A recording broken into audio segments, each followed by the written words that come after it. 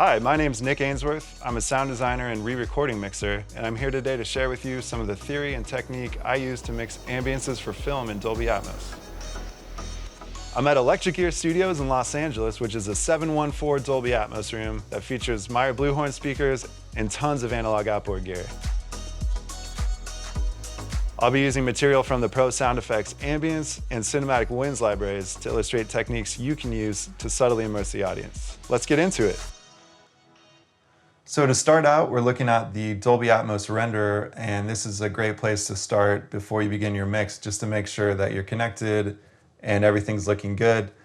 And this is where audio is passed from Pro Tools into the renderer and out to the speakers. And we can also make our master files here and our stems. And one of my favorite features is the monitoring. And you can see that we're set to monitor the physical layout, which here at Electric Ear is 714. And that means we have 7 ear level speakers, including the 3 screen channels, 4 overhead speakers, and 1 subwoofer. And we can step through these monitoring formats on the fly as we're playing back the mix and hear how we're folding down into surround formats and stereo, which is really awesome. So just using the numbers on the keyboard, I'm going to step through and you can see the format changing on the fly. 5-1, stereo, and back to physical. You can see that I also have 3 beds enabled and a few objects enabled. The main notable difference between beds and objects is beds come from the tradition of channel-based mixing. So when you mix in a bed, you're addressing specific channels which address specific speakers. And when you mix with an object, those are channel agnostic. And as you're moving the object through space, it's going to actualize on whatever speakers are in that zone, depending on your listening environment. The renderer can also create a binaural mix, which approximates our speaker mix on headphones. And it's going to pass everything through filters that mimic how we hear from our left ear or our right ear at different proximities like near, mid, and far, and create a mix that we can hear on headphones that sounds like we're immersed and in the center of the mix. I've set that up for this tutorial, so as we're going through the exercises, if you want to put headphones on, you'll hear the binaural mix and you'll get a sense of what I'm doing. I'd like to start off by talking about some of the decisions that I make in editorial to kind of set myself up for success when I get to the mix. And we're looking at SoundQ right now from Pro Sound Effects. And SoundQ is a database search tool that you can use to search through your sound effects libraries. And what I usually do in editorial is begin by cutting in some clean air or wind or room tone, if it's an interior space, into each scene. And I just want clean air or wind without other specific noises in them for the most part. So a common search that I might do is to look for air minus birds minus insects. And you can see that this returned all the results for air that does not contain birds and does not contain insects. And so from there, I'd like to sort by channel number. And if I hit it once, it starts with the lowest. If I hit it one more time, we get the highest. And this way we can kind of see what's available that was recorded immersively, so that we can take advantage of the built-in immersive quality of the recording, and we don't have to create that ourselves. And you can see that there's a lot of results here, and let's listen to one of the examples. So this is some living room air, basically room tone, and a 5-channel recording. And if we look down here, you can see the left, center, right, left surround, right surround. So from here, you'd make your selection and hit S to spot into Pro Tools. Generally speaking, I'll just use 1 multi-channel recording per scene. And I don't stack up multiples because I find that it doesn't really create a realistic immersive image. So for specific elements or for additional winds and airs, I'll use mono and stereo elements. So if I do a search for something like crickets, and I don't really care about channel number for these, We can take a listen. So here's a recording of heavy air, leaves, flies, and crickets. So this might be something that would be nice to keep in stereo, but you can see we also have a down mix, some to mono down here. And you could hit S and spot that to Pro Tools as well.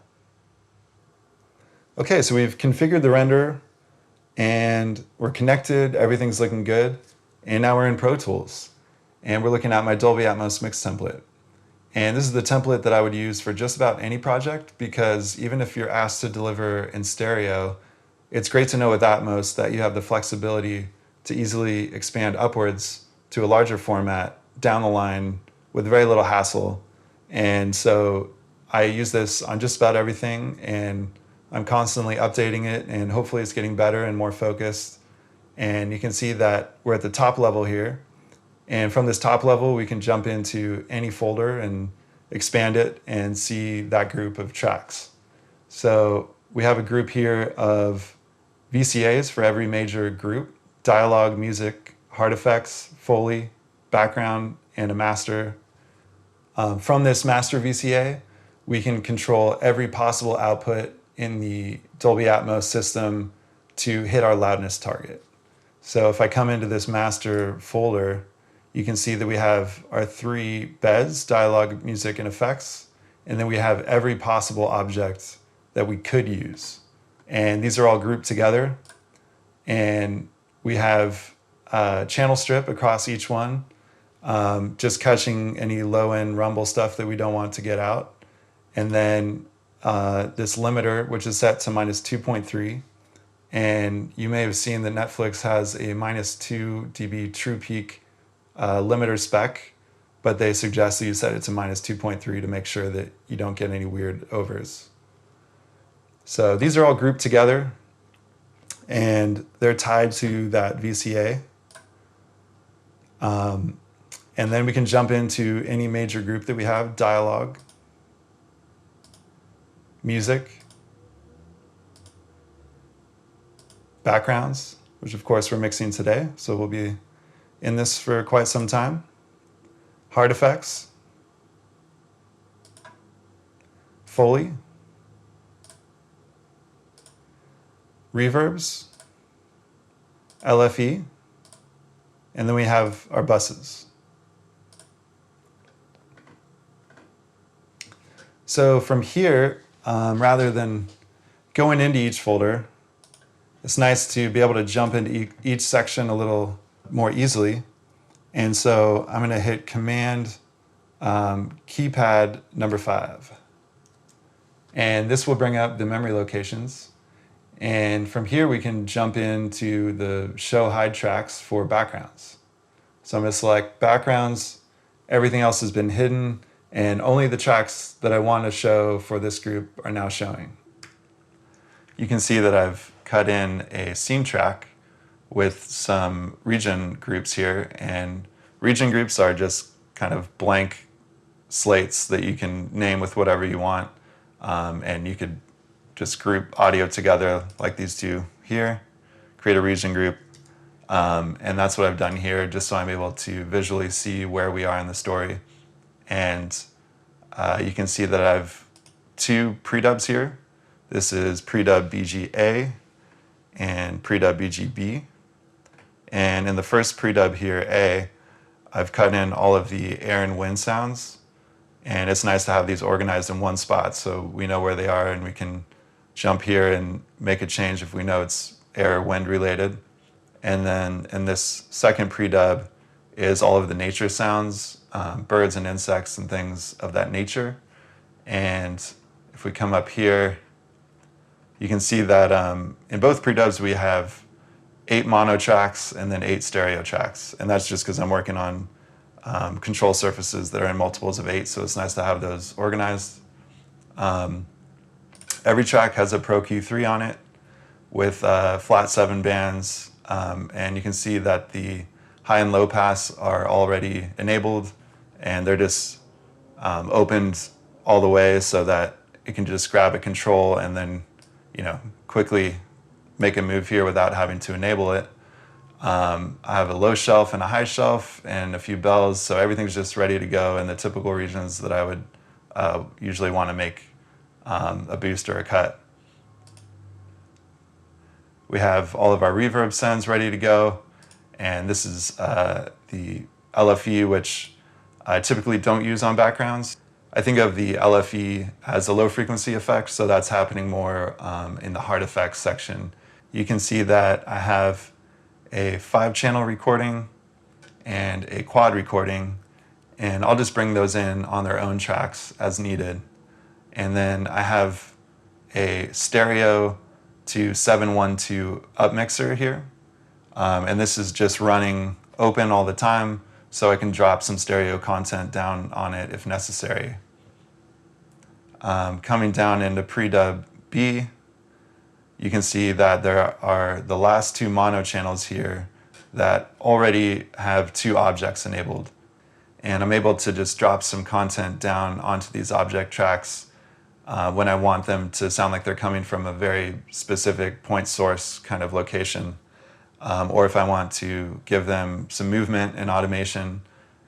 And this way we're able to do a higher resolution pan and access the channels that might be available outside of the bed. This is the reverb section, and you can see that we have a verb 1, a verb 2, an exterior verb, and a long verb. And if we look at verb 1, you can see that there's an altoverb on both of those. Verb 1A is panned 100% left-right in the front, and verb B is panned halfway between the side surrounds and the rear surrounds.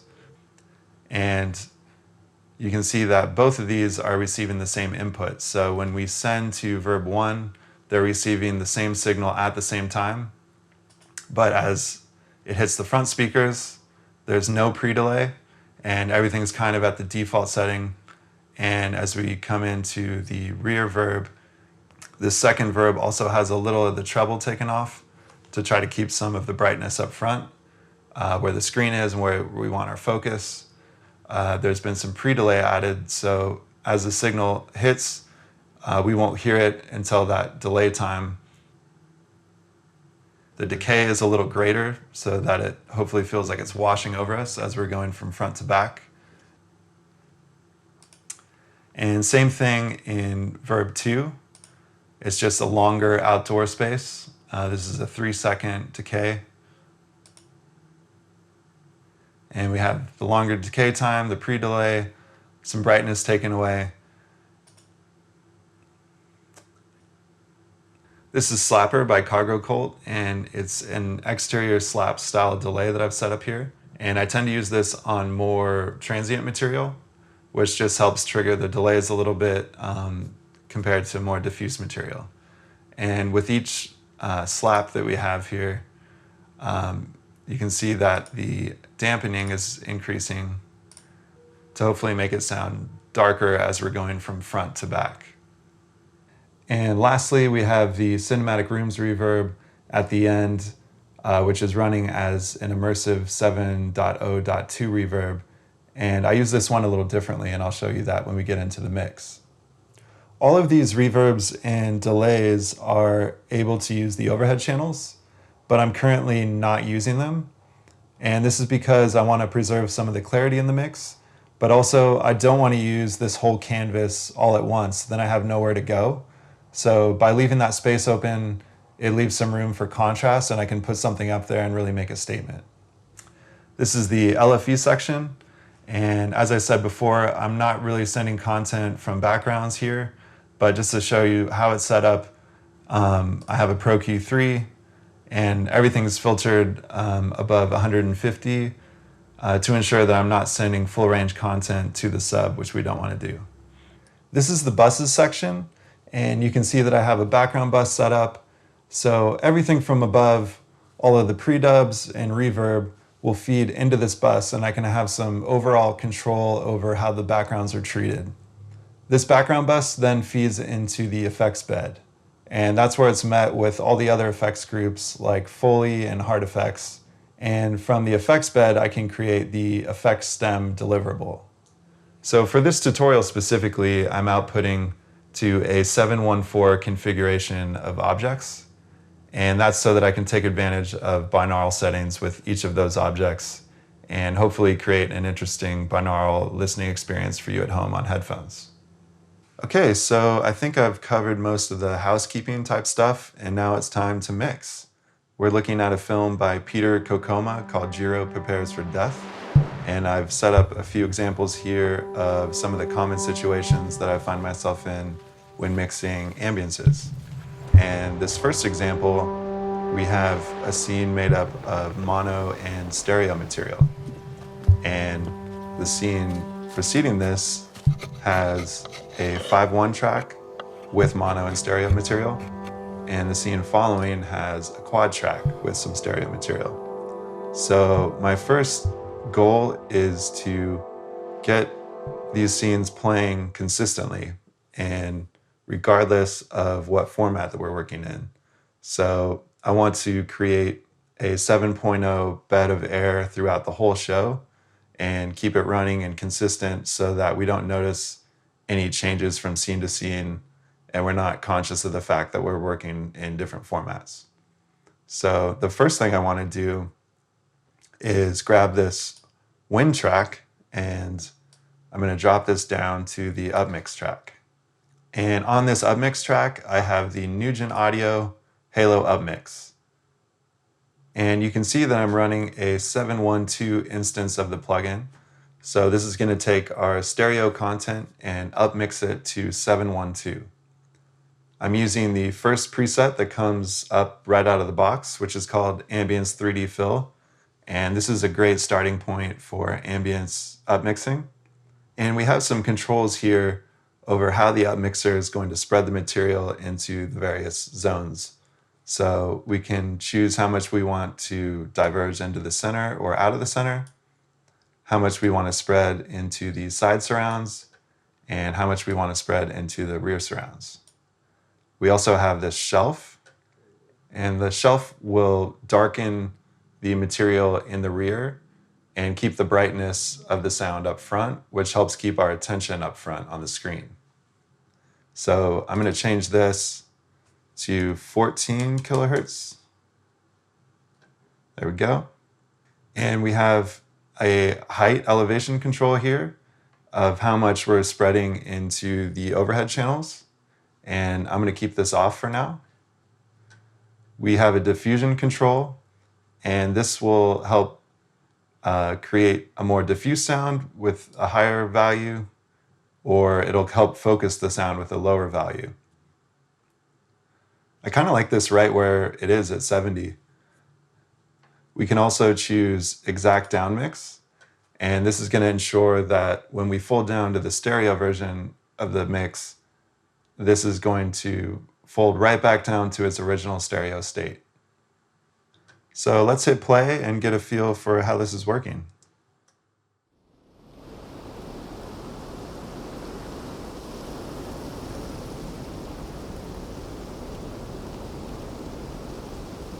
So I'm going to start by changing the center divergence and getting a little less in the center. I'm not too concerned with how this is going to play against dialogue because there's not a lot of dialogue in this film.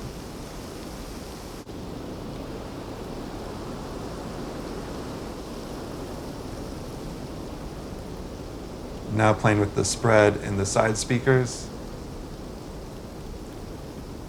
Hopefully you can get some sense in the binaural mix of how this sounds.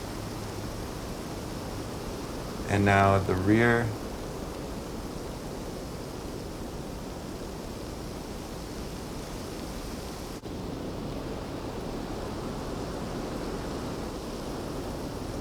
Cool, I think that's sounding pretty good. The next thing I want to do is put all these tracks into touch latch automation mode. And I have both pre-dubs selected as groups, but they're suspended. So I'm going to hit Command-Shift-G, unsuspend those groups, put them into touch latch, and resuspend. And I'm going to engage automation preview mode. With automation preview mode turned on, I can preview my automation and make any adjustments I want without having to commit to them till the end. So from here, I'm going to loop the scene and just start to mix, get a sense of the relative balance between these sounds, play with some of the panning and reverbs. Normally, I would have the production dialogue track available, which would be mixed already in the ballpark of the average loudness of the show. I don't have that for this tutorial, so I'll just be balancing these against themselves.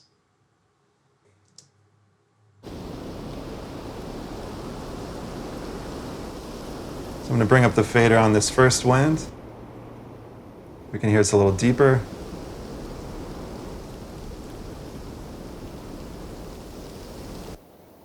This is the second wind. I'm blending in. It's a little brighter. Also some birds in there. Let's loop this first section. And I'm going to pan this additional wind into the room a little bit off the screen. And let's try some of the cinematic rooms on this.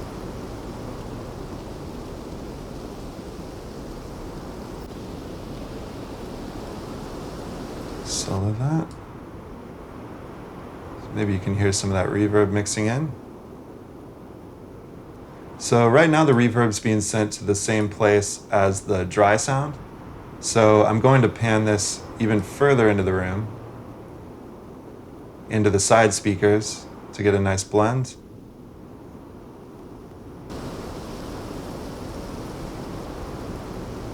Mix that up a little more so you can hear it.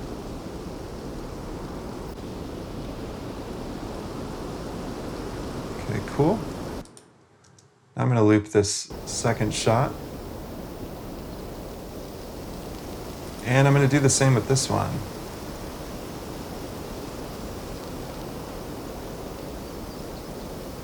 Pull it off the screen a little.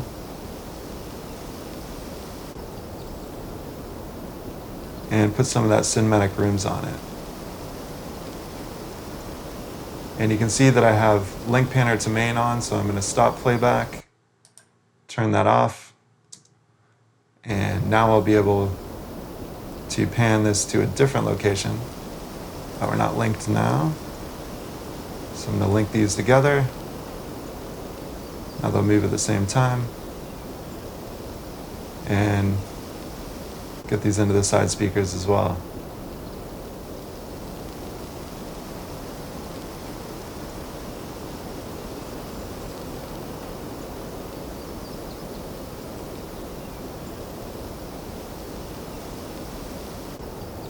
Hopefully you can hear this filling out a little bit.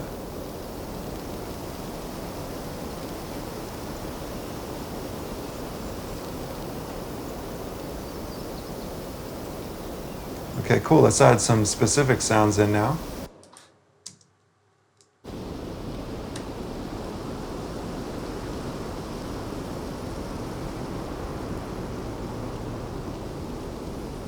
Okay, I'm bringing up the fader on this one. And you can hear some insects there.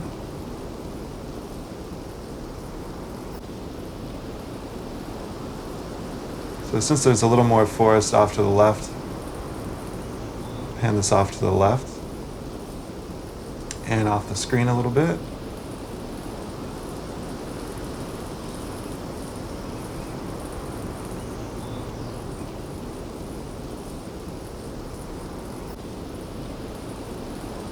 It sounded a little bright to me, so I'm going to take that high shelf and take some of the top end of this off. Kind of helps set them in the background a little better.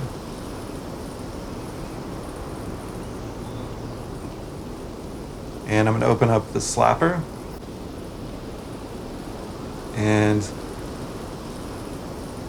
let's put the slapper on the other side so we get a little more sense of the space.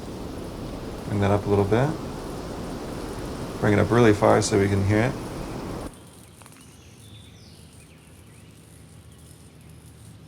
If we bring it up too high, you can hear the slaps taking effect.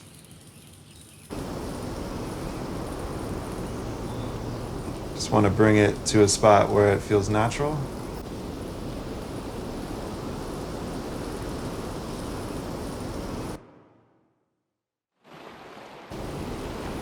And this is a lake recording. The director wanted to communicate that this scene takes place on an island and the lake is through those trees there.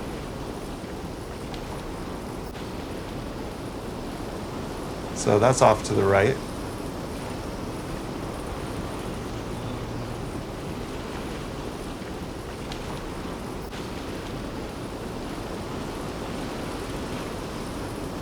And I'm just going to get the static position of this for now, and I'll put that into motion later.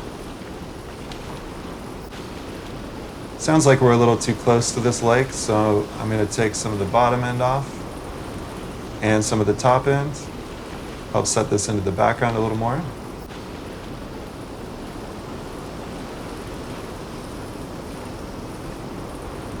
And let's try one of the altoverbs on this.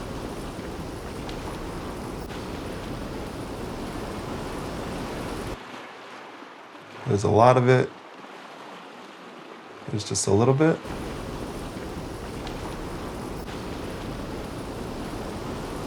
Turn the overall level down a little. Get a nice balance. And now I'll come into this track. And we have some nice pleasant birds.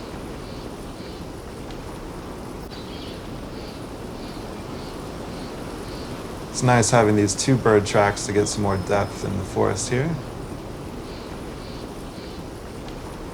They're also sounding a little bright. Take some of the top end off.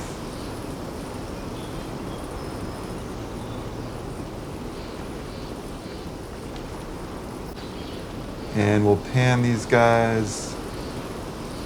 Let's put them in the side speakers, how about that? I just clicked the side speaker here to snap to the speaker.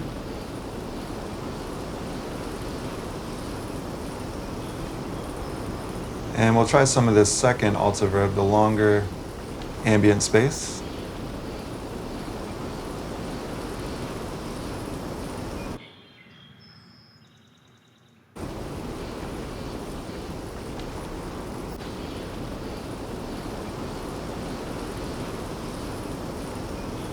Take that down a little bit.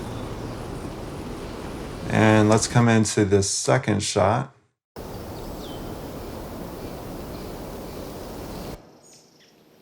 And we have some crickets here.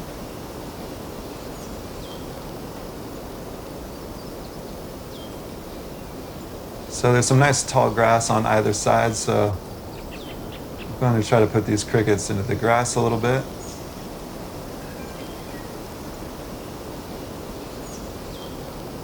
And I'll put slapper on that as well. Turn this off and pan the slapper to the contrasting side and maybe back a little bit.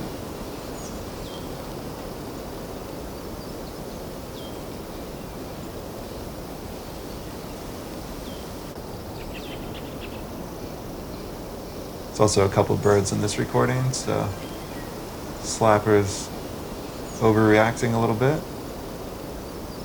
Turn that down.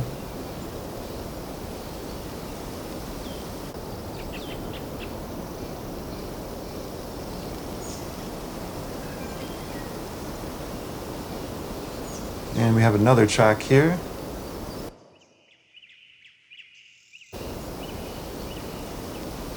Some more birds. So you can see that through these two shots, we have one consistent wind running, and then the specific sounds change to indicate that we're in a slightly different location.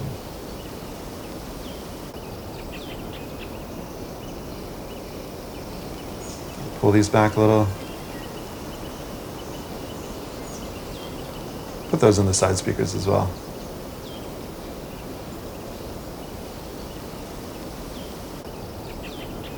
And let's do some cinematic rooms.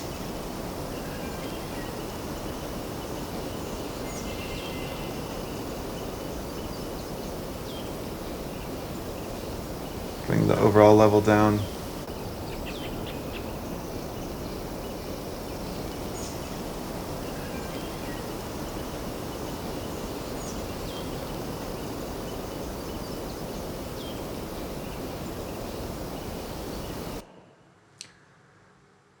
Nice, I think that's feeling good. So now let's commit to that automation. I'm going to select every region that we were working with here, and holding Shift, I can select all of them. So all of those automation moves were stored in this buffer here.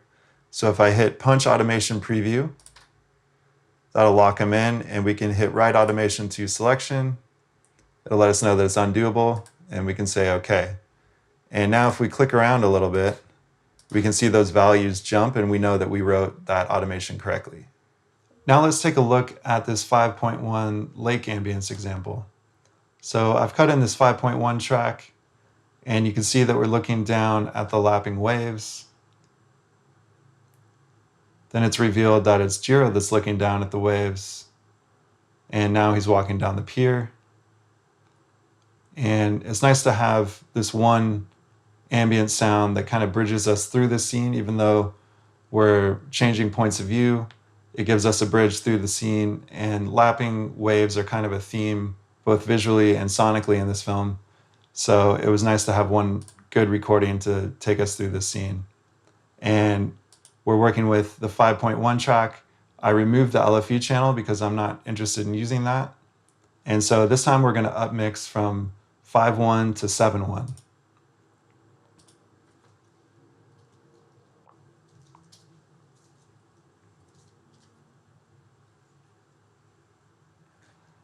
I'm also going to bypass the LFE here.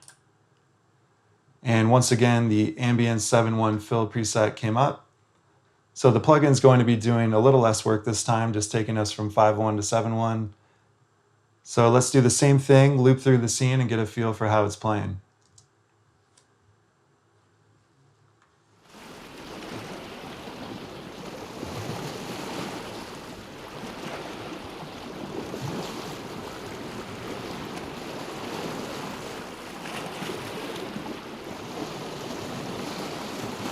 Playing with the center divergence here.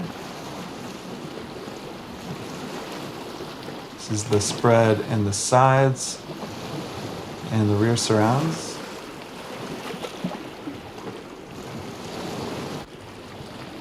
It could also be fun to automate these over time as we're switching perspectives. But this is sounding good. Now let's bring in this ferry track.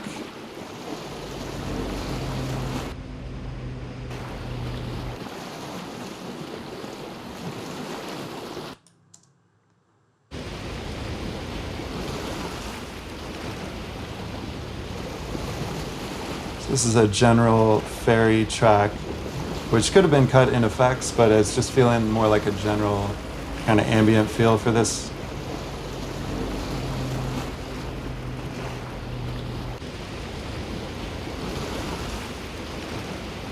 Take some of the lows off of this.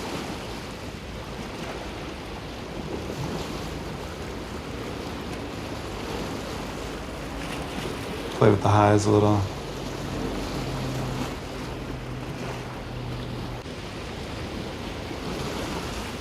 And also here there's a airplane pass by going overhead in this recording.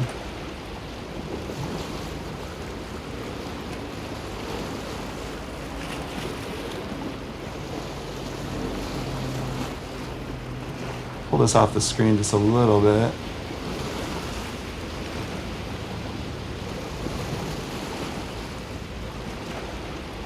And let's try some of that cinematic rooms on it.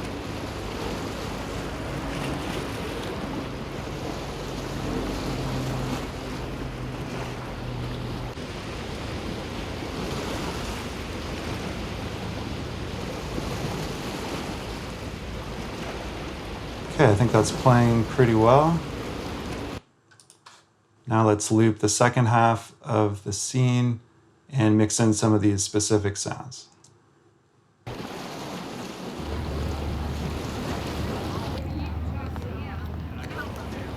We've got a little walla can imagine there might be some people off screen to the left. So I'll pan them back there.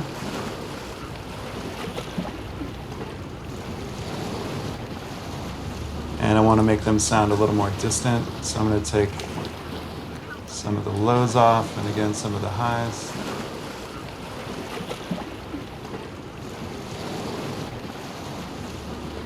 I'd actually go for the low cut.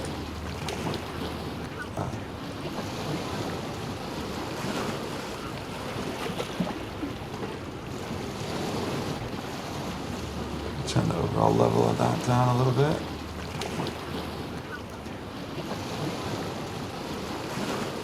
And I'll try the slapper on them.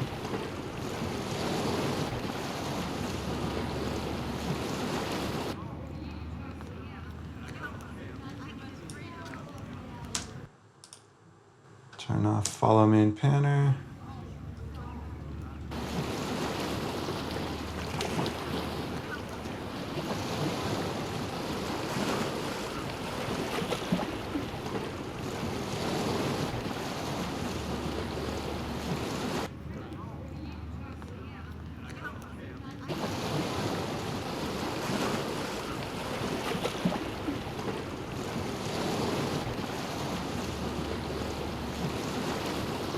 Okay, this is the next track. Bring up the level.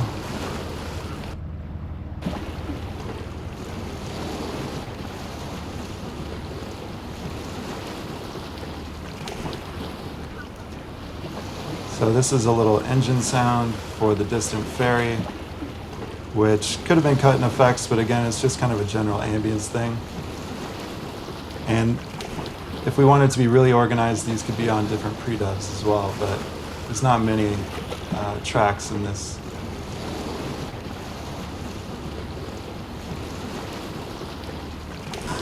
I'll keep it on the screen since we see it on the screen.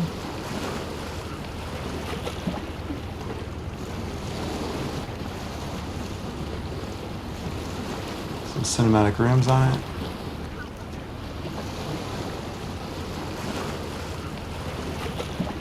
And I want to take off some of the lows.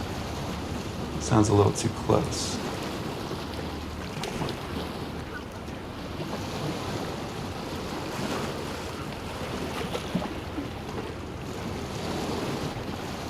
Okay, what's this next track? Okay, these are some waves lapping for those waves that are really close up there on the right-hand side.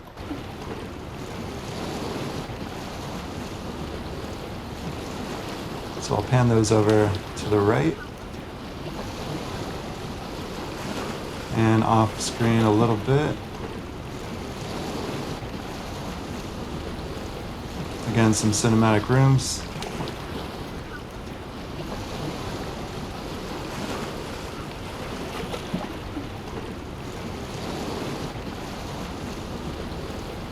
And we have some birds here.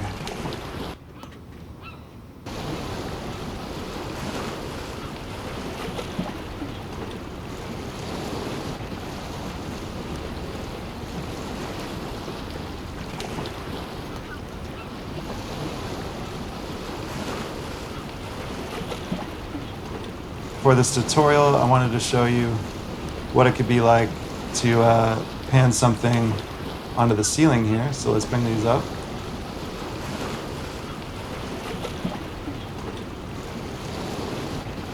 And I'm going to pan them in the middle, the top.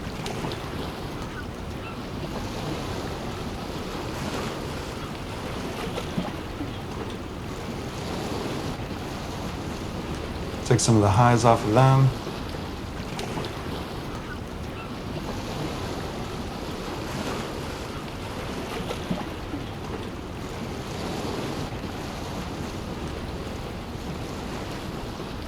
Bringing the overall ambience down.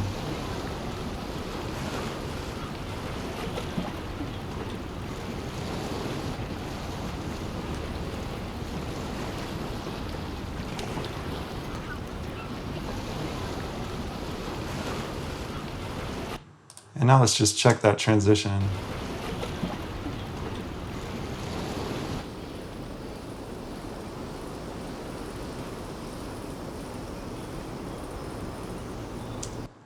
Cool, so that's feeling pretty good. Now I'm going to select all the tracks, all the regions rather, and then commit that automation.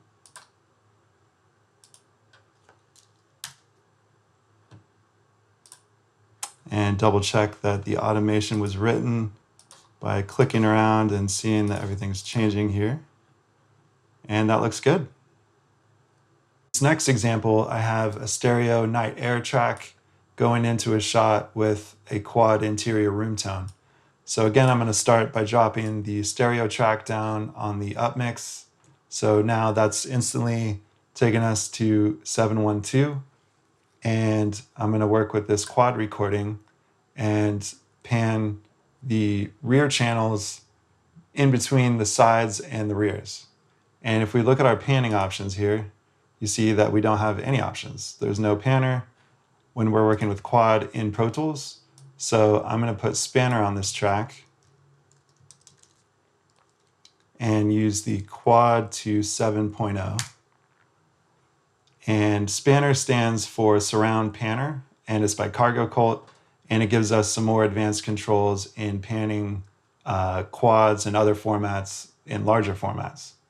So I'll start by hitting command, holding command down, and taking the rears, and this way they move at the same time.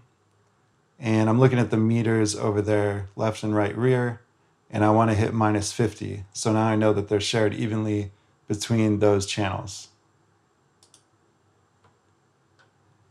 And now let's take a listen and see how this sounds.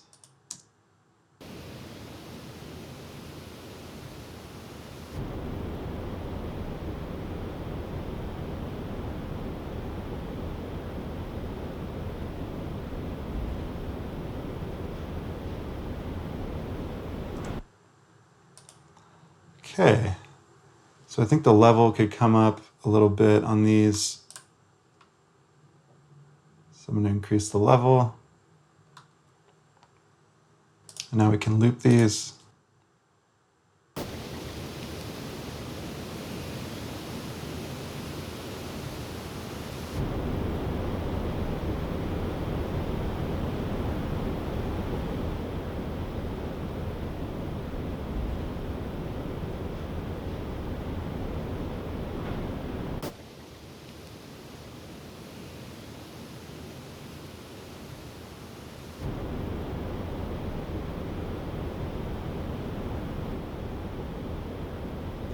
And let's take a listen to some of these specific sounds. Okay, these are actually crickets.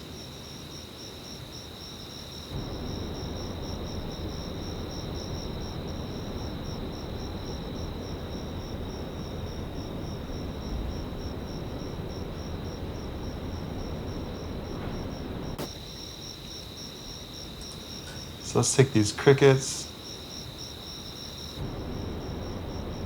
pan them off the screen a little bit.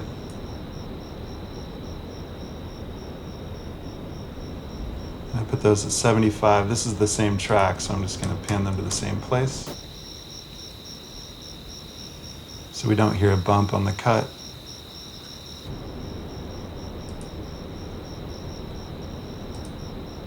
And let's try slapper on these.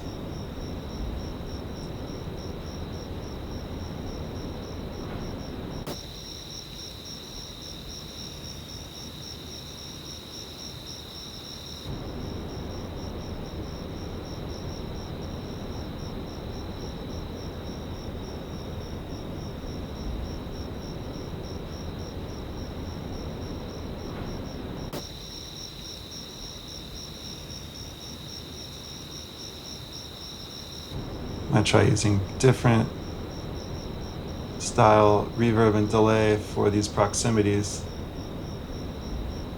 to make one sound like it's coming from a different perspective.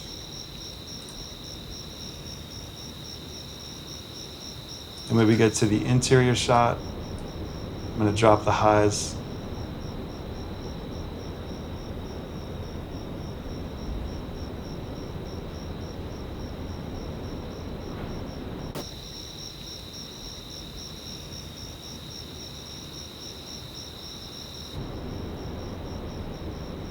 The room tone may be a little too loud. Drop that a little bit. Cool. So again, I'm gonna commit this automation. Now that we've panned all these sounds to a static location, I want to look for opportunities to put some sounds in motion. And this recording of a lake is really a great example because we have the camera panning to the left, and this lake that we're trying to convey is off screen to the right through the trees, should therefore be kind of shifting off to the right. What I'm going to do first is drop this down to an object track. And now as we pan the sound, it'll pass through any available speakers that are in that location as we're panning. So I'm not going to use automation preview for this. I'm just going to write the automation as we're playing.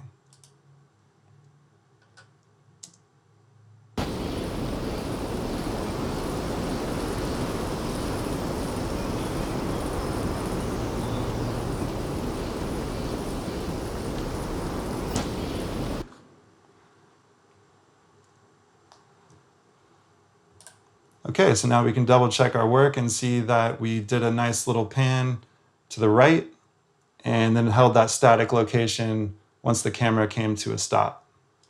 Another thing we can do to convey motion is to automate EQ over time. And this can help sell the sense of movement and perspective. It's almost like a cinematographer pulling focus, and it's a little more subtle than a volume change. I'm just going to pull the highs down and kind of put the lake less in focus. And hold it there, okay. And now I can check my work and see that that is what I wanted to do. The next thing I would do is do some long passes through the scene and look for opportunities to help refine the story and hone in on what's important to hear when. So if there's a sound that's kind of stepping over a line of dialogue, I would pull that back. If there are some specific sounds that are maybe drawing focus away from the character, I would pull those back. If there's gaps between what may seem like awkward pauses, I might bring those up and draw the attention away from that awkward pause. If a character looks off screen, it could be a good opportunity to have a bird chirp from off screen in that direction to kind of cue that move. There's really a lot of things that we can do with ambiences to help tell the story. So let's just do a pass through and listen to what we have.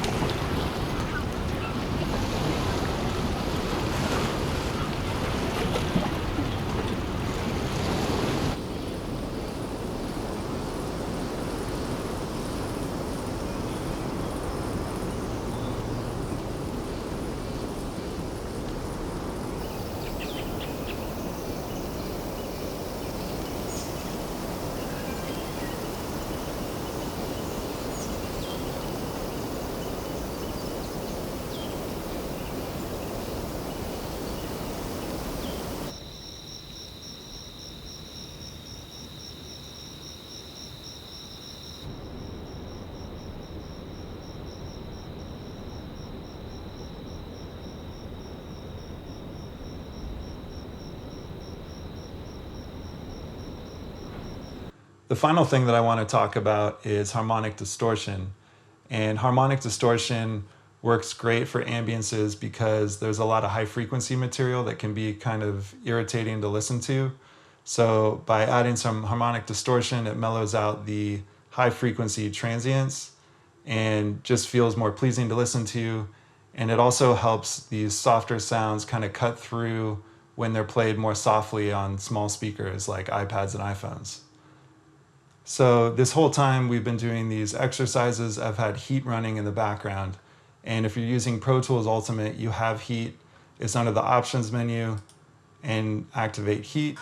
And then you come into the mix window and you get two controls, a drive and a tone. So if you turn it to the left, you get the tape style of distortion. If you turn it to the right, you get the tube style of distortion, which is a little more aggressive.